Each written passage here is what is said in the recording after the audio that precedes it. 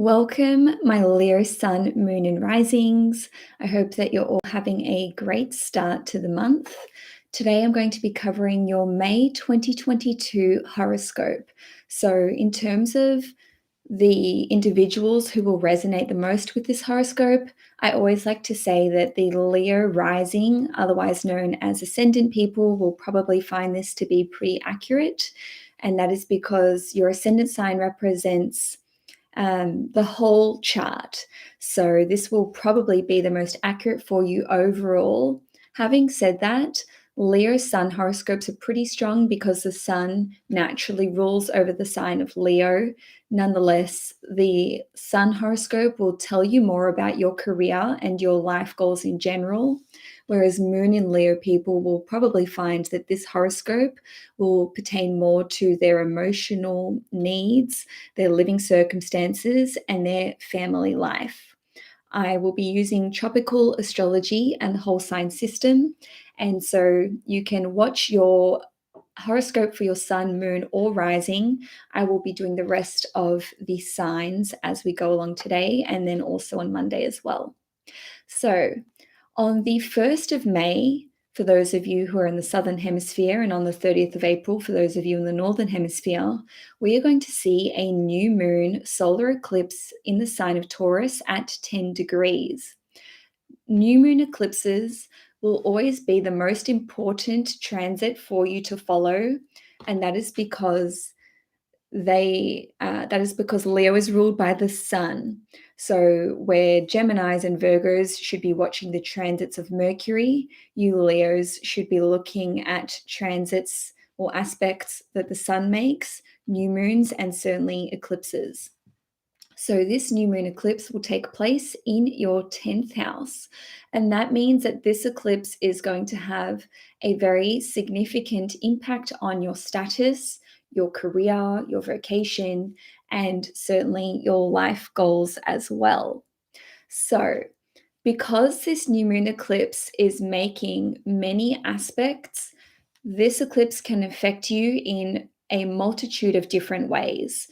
First of all, this eclipse will be conjunct Uranus at 14 degrees, and Uranus rules over your 7th house, which represents your one-on-one relationships and partnerships. So for many of you, the status of one or more of your personal relationships is likely to change. Now, this could be a relationship which is ending or a new relationship which is forming, or some of you could actually be getting engaged.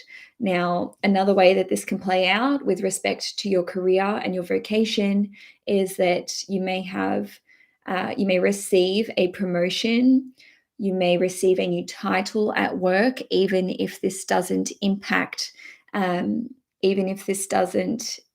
your finances. You could be taking on more responsibilities, more duties. You could be changing industries. And just another aspect that this eclipse will make will be a sextile to Mars at 11 degrees in Pisces, but we will also have Neptune in Pisces and Venus, which is the ruler of the eclipse, being conjunct Jupiter in Pisces, and they will be just 1 minute apart. So we can say that this eclipse is flavored by very, very strong Piscean energy. Now, with new moon eclipses, they bring something new into our lives. But with this particular eclipse, because it is sextiling all these planets in Pisces, including Neptune, it's kind of like you have to give something up in order to make way for something new. So let's just say that you're receiving a promotion as a hypothetical example. While this could elevate your career or take it to the next level, maybe what you are giving up is being at a peer level with your friends in the workplace. Or for those of you who are resigning or quitting your job, maybe this is to take on a new job or to start your own business, but perhaps you're leaving behind friends or a very cushy lifestyle. Now, some of you may be resigning or quitting your job, and some of you may actually be heading into retirement or into let's say a sabbatical period. Now, as far as your relationship status is concerned, like I mentioned earlier, with the conjunction to Uranus and with Uranus ruling over your seventh house, this can represent there being an abrupt change in status. So it's likely to have a shocking impact on your reputation, how you are known, how you're referred to. And this could work in a number of different ways. For some of you, you could suddenly break up with your partner. For others of you, you may go from single to entering into a relationship really rapidly. And this could also come through as initiating a separation or a divorce or an unexpected proposal. Now, in terms of who is doing the initiation with regard to this change in your relationship status, it could actually go either way. And I say this because Uranus is the seventh house ruler and it is involved in the conjunction. So this represents what the other party is doing. But having said that, the new moon eclipse involves you because the sun is your chart ruler. Or if you're a Leo, obviously, or Leo, sun, moon, or rising, in any way, shape, or form, this can indicate your choices and your actions. So maybe you are proposing to someone unexpectedly, or perhaps you are the one who is initiating either entering into a relationship or leaving a relationship. Now, this doesn't just need to pertain to the romantic side of things. This can also indicate a one-on-one friendship or a business alliance or business partnership as well. So this could be sudden partnerships forming or breaking up. And even though what I'm saying is quite paradoxical, I just want to explain that it's because Uranus as a planet can represent shocking change, and it is also the planet which is connected to divorce or separation, whereas new moon eclipses bring something new. So it really could go either way. Of course, it will depend on your own personal natal chart and the transits that are activating it. Now, because Venus is, because Mars, I should say, is involved in this particular eclipse in a very potent way, in that it is making an almost perfect sextile to the new moon eclipse.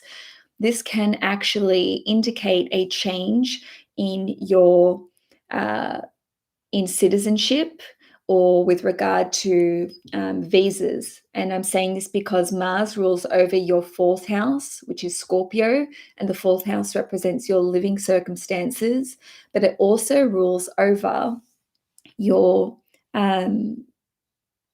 ninth house, which is Aries, and Aries is connected to foreign countries and international travel. So this could bring through a change in permanent residency or citizenship, but because it is an eclipse, it's likely that the initiation process is commencing around the time of the eclipse, but it could take a few more months yet until you actually receive this change in, let's just say citizenship.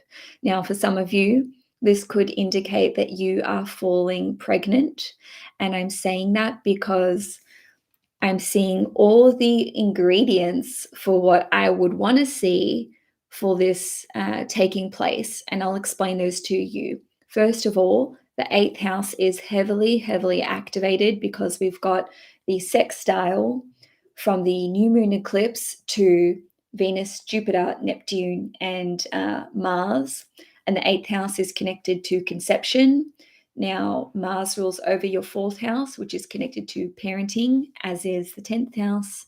And also Jupiter, which is conjunct the ruler of this eclipse, being Venus, rules over the fifth house, which represents children, as well as the eighth house. And also Jupiter is, just generally speaking, connected to fertility and children and falling pregnant. So because of this conjunction to Uranus, it could be that this is extremely unexpected, and it doesn't have to be you that's falling pregnant. It could be your partner. Now, it doesn't need to be in the natural way. Uranus can represent science and something being done in an innovative way. So this could involve, just as an example, IVF. Now, lastly, with this new moon eclipse, this can indicate a change in your sexual preferences or even how you identify. So, just as an example, maybe you're having an epiphany and coming out as gay or bisexual, or literally, any kind of sexual preference. It doesn't need to be one of those two. And some of you may be changing your identity. So maybe you're changing from being female to male, or you're identifying as non-binary or transgender. And given that this new moon eclipse is conjunct Uranus, again, this can have a shocking impact on other people. Maybe you have already undergone certain surgeries or procedures or hormone treatments, and you've kept it under wraps. And now with this new moon eclipse, maybe you're announcing it, or that information is coming out. Now, on the 10th of May, Mercury will station retrograde at 4 degrees in the sign of Gemini, and it will be retrograde in your 11th house. Then on the 22nd or the 23rd of May, Mercury will retrograde from Gemini in your 11th house back into the sign of Taurus in your 10th house, and then it will station direct on the 3rd or the 4th of June. So Mercury naturally rules over the sign of Gemini, which means that it rules over your 11th house. The other house that it rules in your natal chart would be the 2nd house, which is Virgo. So both the 11th house and the 2nd house are considered to be money houses in astrology. So your finances could certainly be impacted by this retrograde period, and this could impact your investments. Maybe you are moving some money around. Maybe you are investing some of your cash into cryptocurrencies or into shares, or maybe you're selling shares or cashing out your crypto for cash. It could work either way. On a different level, the 11th house is connected to your long-term goals and dreams. So Mercury retrogrades bring back something from the past, or we revisit something. So this can see you reevaluating these long-term goals and dreams. If you had a long-term dream which you had pushed the pause button on, you may get back into this. So maybe, you took a year off or several months off, and now you're like, hey, this invention which I was working on actually has some legs to it, so I'm going to start looking into this again. Now, if you are already involved in a long-term goal or project and you haven't, pushed the pause button on it, you may need to rethink how you proceed with this project. So some pivoting or adjusting may be required, and you may have to totally rethink one or more of your strategies. The 11th house represents our friends, acquaintances, and business connections and clients. So a former client or business partner may come back, or an existing one may say, hey, I can't work with you on this project anymore. Or maybe they just need to take a break for a few weeks or a few months, and then they'll come back on board later. You certainly could be rethinking your financial status with regard to this project. Maybe you require additional funding. And for some of you, your long-term financial status could be something that you're very much focused on. So maybe you need to jump through some more hoops to get your pension. Maybe you have some dividends or royalties or even rent money that is delayed around this time. Or if you had applied to be eligible for certain dividends or rents, maybe you're reapplying, or if you had applied previously and you weren't eligible, you may be eligible now. On a different level, this can see you just flat out having miscommunications with friends, older siblings, co-workers, business clients, and so on and so forth. Now, the 11th house is also connected to social media platforms. So, and also your social media account or accounts. So, if you had deactivated your account, you may be reactivating it now. You could be rebranding with regard to your social media persona or platforms. You could be making some significant changes to branding or your website. And lastly, with this one, if you work in any of the following industries, so IT being information technology, social media, the stock market, cryptocurrencies, organizing large events or webinars or presenting at large events, or if you're involved in communities or even working on political campaigns, there can be some major shifts and shakeups happening around this particular point in time. And also some of you may be rejoining a community that you were once part of, or you may be quitting one for good. In some way, shape, or form, your friendship groups and your communities could be subject to changes. Maybe you've got old friends coming out of the woodwork, or you're redefining these relationships. So, on the 22nd/23rd of May, when Mercury retrogrades back into the sign of Taurus, this can see you rethinking and reevaluating your career. And this can certainly be centered around questions like, is it paying enough? Is it in alignment with my values? What do my long-term prospects look like? What does it look like in terms of my financial benefits? Will I be given shares or paid in crypto or something of this nature? And I'm saying that because Mercury rules over your 11th house and your second house. So it really looks like money, your valuables, and your resources and your investments are really an integral part of why you are reevaluating what you're doing with regard to your career.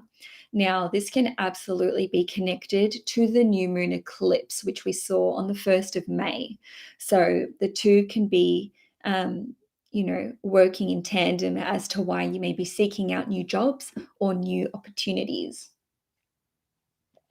Now, some of you could actually be re-entering the workforce after a sabbatical period, and again, changing jobs, the nature of your responsibilities.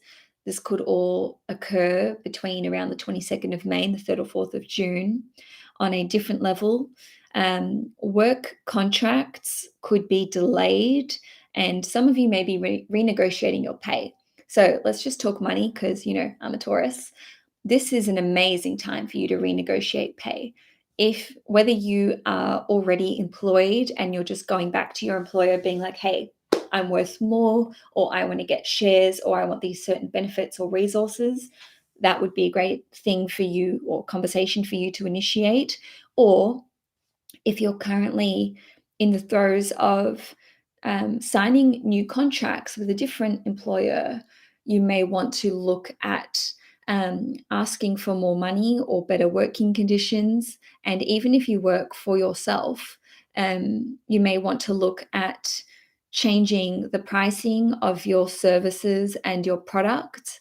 Also, if you're being made redundant, maybe there's a little bit of wriggle room with regard to a severance package.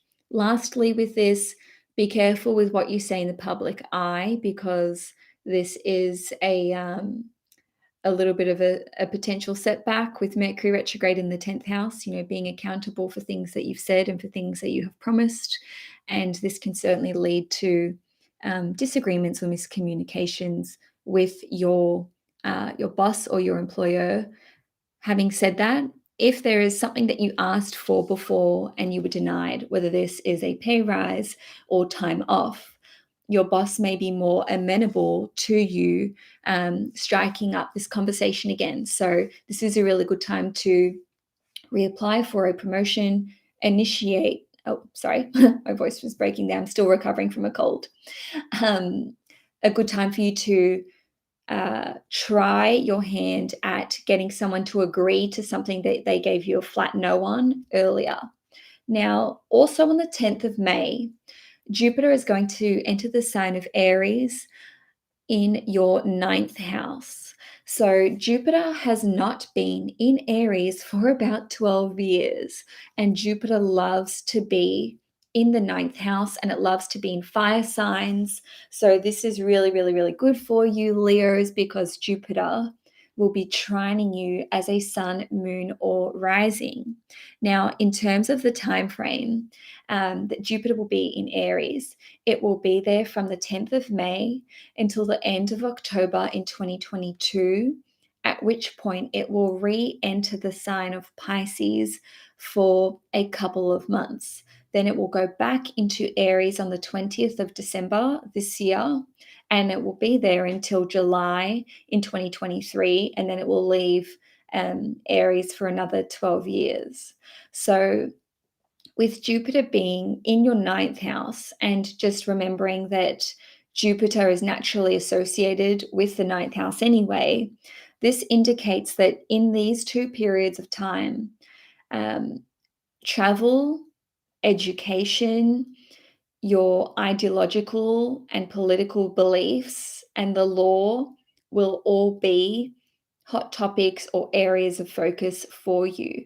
Now, I just want to reiterate that Jupiter will be making a trine to you as a sun, moon, or rising. So even if there are certain things that crop up in these periods of time which feel like growing pains or a lot of expansion beyond how ready you may feel, this is just blanket statement, a positive transit for you. So on the travel front, this can see you. Sorry, I'm just going to refer to a couple of my notes here because why are they not in order? Anyway, whatever. This can see you initiating a trip abroad. This can see you booking a ticket. This can see you learning about foreign cultures. This can see you studying foreign languages. This can actually see you entering into the travel industry. So maybe you're looking at having a career which involves travel, whether this is studying to become a pilot, an air host or hostess, or whatever the terms are. I don't know. I haven't been on a plane in so long. This can also see you studying law as well. Just on the education front, this rules over education and higher learning. So you could be going to college or university. This could see you entering into a mentor-mentee relationship. So maybe you are engaging the services of a teacher or even like a private tutor. You may become a teacher yourself. So you may step into the role of mentor. The ninth house is also connected to counseling and being a life coach. So maybe you're looking at engaging the services of a business coach. That's just one example. And I'm saying that because Jupiter rules over your fifth house, and the fifth house represents owning your own business. The fifth house is also connected to children. So you may be engaging the services of a counselor to mediate or counsel you with your parent-child relationship, or maybe you're hiring a counselor to counsel your child or your children. And also, Jupiter rules over your eighth house, which is connected to psychologists. So this could just be, a regular form of counseling or coaching in some way, shape, or form. The ninth house is connected to publications, and with Jupiter ruling over your fifth house as well as your eighth house, this indicates that deep research that you have done, as shown by Jupiter ruling the eighth house, or even having authored a book, this could show the completion of that, and maybe you're now at the stage of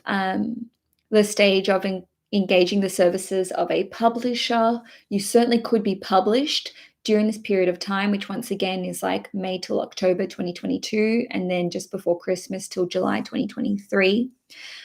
This could see you becoming a grandparent, and that is because Jupiter rules over your fifth house, which represents your children, and the ninth house is the fifth house, is the fifth sign from the fifth house, and Jupiter is also connected to grandparent energy. So cool if you're becoming a grandparent. Congratulations. It doesn't need to be for the first time. Maybe, your child's having another child. On a different level, this can see you having a big change in your ideological beliefs, your political beliefs, your religious and your spiritual beliefs. And some of you could be pursuing a religious life or a spiritual life. And this could see you maybe even walking away from your job to do such a thing. And again, this would be connected to the new moon eclipse in Taurus, which made that sextile to all of this Piscean energy. Now, as far as the law is concerned, the ninth house is very much connected to the law. Jupiter rules over judges, justices, and lawyers as well. So this could see you initiating legal proceedings during this period of time, or someone could bring these proceedings against you, just to be really real with you guys. But again, with Jupiter trining you as a sun, moon, or rising Leo person, this does bode good things. With Jupiter ruling over your fifth house as well as your eighth house, these legal proceedings could pertain to a child custody battle, your mutual resources, alimony, inheritances, or something to do with your own business. So just as an example, this could be to do with like a patent or trademarks or something of that nature. Lastly, with this, two more things. One is this is another indicator that you yourself could fall pregnant. So just saying. The second thing is that, just to explain that is because Jupiter in the ninth house trines your sun, moon, or rising, and also trines your fifth house, and the fifth house is connected to children. So that's why that can indicate pregnancy. On a different level, I just forgot what I was going to say. This is why lives suck. Oh my gosh. No, it's gone. Let's just move along. So on the 16th of May, there will be a total lunar eclipse in the sign of Scorpio at 25 degrees, and this will be occurring in your fourth house. Now, just to explain the transits here, first of all, I like to start with the bad news because, my moon's in Virgo, and then we'll go to the good news. Bad news is this total lunar eclipse will be squaring Saturn in Aquarius in your seventh house. The good news is that this new moon eclipse will be trining Mars, which is the ruler of the eclipse because Mars rules over Scorpio, and Mars will be at 23 degrees in Pisces in your eighth house, and Neptune will be at 24 degrees Pisces. So it will trine Mars and Neptune. The fourth house is connected to your property, your living circumstances. It is also connected to your home life, your family life, as well as your psychological and emotional foundations. So with this total lunar eclipse indicating the end of a chapter or the close of a chapter or the end of a certain phase in your life, this can pertain to property. So for some of you, you could be selling your property, closing on a property, aka settling a property if you're in Australia. That's what we call it here. You may be moving out, or someone may be moving out of your property. So changes to property ownership are indicated by this total lunar eclipse. And on a different level, this could see you finally putting issues to bed with a certain family member. So on one hand, this can see you putting your differences aside, but like actually this time, not just saying it and then, someone brings it up in an argument 2 months down the track. This is like fully moving on with with someone in your family from, differences that you've been experiencing. On a different level, though, this can indicate that you are actually just deciding, okay, I can't have contact with this person anymore. And, this could be a parent or someone in your immediate family. It could be someone that you live with as well. And the fourth house um, can represent your spouse or your significant other. I would say that when the fourth house would indicate this would be if you and your significant other have children together.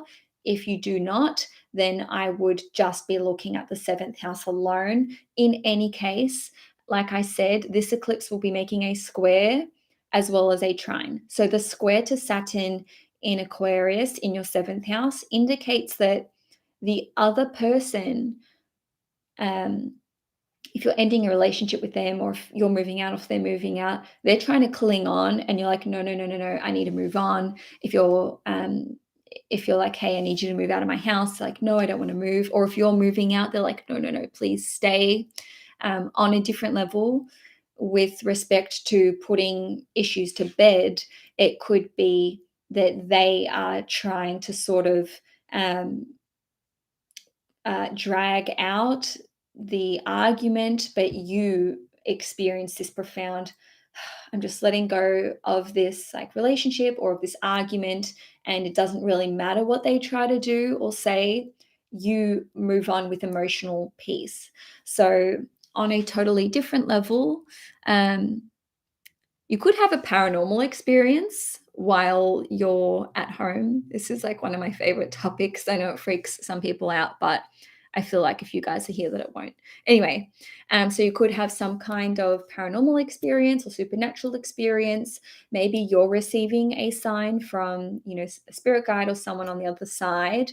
And because of this trine to Mars and Neptune in your eighth house, this is like not scary for you guys. It's like, oh my gosh, like I finally heard from, let's just say my father who passed away, or my grandmother, or a friend, or whoever. And the square to Saturn in your seventh house, it's sort of like either your significant other doesn't believe you, or or someone in your life, someone you have a personal relationship with, does not believe you.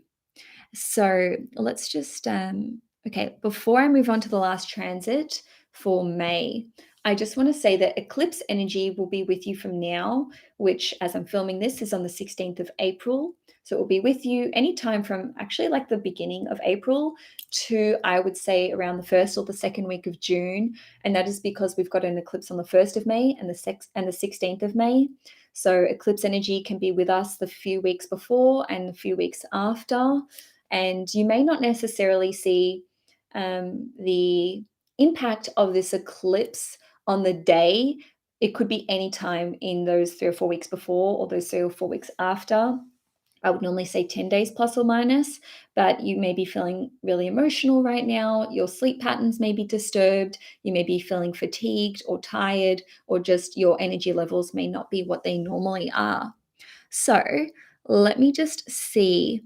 The next transit is the 24th to the 25th of May, when we will have Mars entering the sign of Aries. So it will be in your ninth house. Now, remembering that Jupiter's already there in Aries, Venus actually will enter Aries on the 3rd of May, and it will be there until the 28th of May. And between the 24th and the 28th of May, we will have the Moon, Mars, Jupiter, Venus, and Chiron all in the sign of Aries. So that's a lot of Aries energy for you guys, because all of this is trining you as a sun, moon, or rising Leo person. This is really good. I feel like this will allow you to initiate new things, go on an adventure. This does open up travel opportunities, but also just know that with Chiron here and Venus and Moon, which are very sensitive planets, you may actually be at risk of hurting someone by giving them what you perceive to be good, honest, truthful advice, which is shown by Jupiter and the ninth house. But then this may come off as being really blunt with this person, and they could be a little bit sensitive. So all I'm saying here is that your words will carry a lot of weight, so be careful with what you're saying. Now, Mars will be in Aries in your ninth house for about 7 weeks until it enters Taurus. Now, this can see you pursuing new forms of education or fighting for your political beliefs. This can see you having arguments or disagreements with your father or a father figure, or you may even be confronting a religious or a spiritual or a political figure. And, on the positive side, this really does indicate opportunities for travel. So you may be initiating travel abroad, or you may be initiating the steps to achieve citizenship or receiving permanent residency or a visa. Now, some of you could just flat out be buying tickets to move abroad. And this is indicated by the fact that Mars rules over your fourth house. So, between the end of May, well, from about the 24th, 25th of May for the next 7 or 8 weeks, some of you may just be like, boom, add to cart, bought a ticket. Now I'm just like moving abroad. Awesome. And certainly, even if you're not moving abroad, this is a great time for you to set out on a new adventure. And so, Leo, that's all I have for you for May 2022. If you enjoyed this video, please give it a thumbs up and please subscribe to the channel. If you'd like to purchase a one-on-one reading with me, you can do so via the link in the description box below. All of my readings are done via Zoom video call, which can be recorded. So it's pretty much like this, us talking, having a conversation, and me either doing an astrology reading for you. I also do tarot readings as well. Anyway, Leo, thanks for being here. Enjoy May, and I will see you guys next time.